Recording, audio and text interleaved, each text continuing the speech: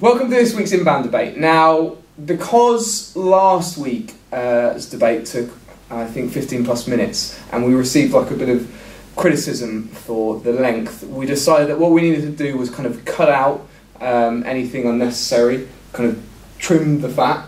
Like lose the dead wood. Yeah. So this week I am joined by Dan Holt, and as always, I'm James McFarlane. Now this week, Dan, we're going to be talking about whether you need to be technical to do well in SEO. So the actual question is, do you need to be a tech guy or technical to be able to do well in the search engines, do well in SEO?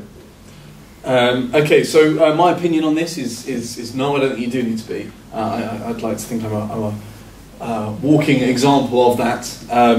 I have not a technical bone in my body, and it might be that maybe I'm absolutely rubbish and just everyone's been too kind to tell me that. But no, I don't believe you need to be. I think you need to be surrounded by very technical people, but I think in terms of strategizing it, I think that's a relatively untechnical process. I mean, for example, I understand the reasons why Nick, who is very technical, I understand the reasons why he does the things that he does. I just couldn't do them myself.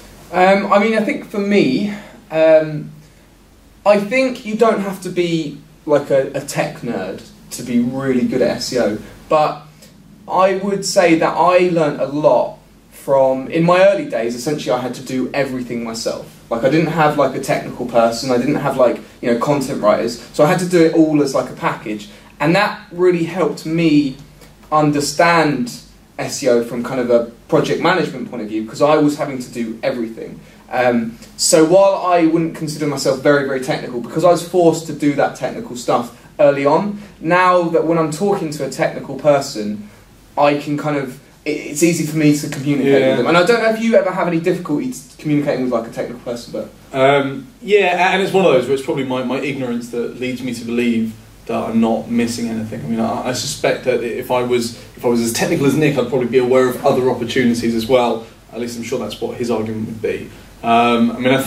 Certainly this year it is an aim of mine to become a little bit more technical. But ultimately, as I said at the start, I think the strategy on one side and then the sort of implementation of that strategy are two quite distinct things. And I don't believe, while I think it's important to understand, sort of fairly technical SEO considerations, I don't think you actually need to be able to execute them yourself. Okay, well, thank you very much. And as we're kind of, it's just us two doing it this week. We should probably say that Nick is away skiing. But, I'm going to let you do something. I'm going to let you ask me the second question. Okay. What's the second question? That's what I was okay, well, thanks very much. Well, how about... okay, so if we assume that maybe technical expertise is important for SEO, which areas do you think is important? Like, which areas do you think, if you're kind of judging me, which I know you rarely miss an opportunity to do, what areas do you think I'm probably deficient in because of my lack of technical understanding? I think for me, the big... Like, I can plan a project out, like, from scratch, looking at design, functionality, and also SEO. So, while I don't feel like you're losing so much from an SEO point of view, I feel that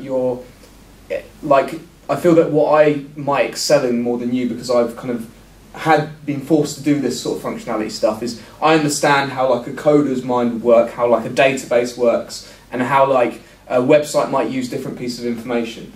Yeah. I mean, I think probably the big thing that I see Nick doing that I envy, though, which I could do, is he's just always playing around with stuff, right? So if he's got a theory, he can just tweak it there and then. He can split test. He can do all the kind of analytical tracking to measure, has it worked, has it not worked. I mean, he's up till kind of 12, 1 in the morning, very often just trying to see if a particular theory he had actually has anything in it, and that's something that I absolutely cannot do. If I want to kind of run with a theory, I've got to sort of schedule in someone else's time to get it done, and then they probably won't do it exactly the way that I wanted. So I definitely think in that respect, he is at a huge advantage. Okay, Don't tell him I said that. It's very important. Well, this brings me very conveniently on to my final question. How much have you missed Nick this week since he's been skiing? What, like on a scale of 1 to 10, or in words? Just or?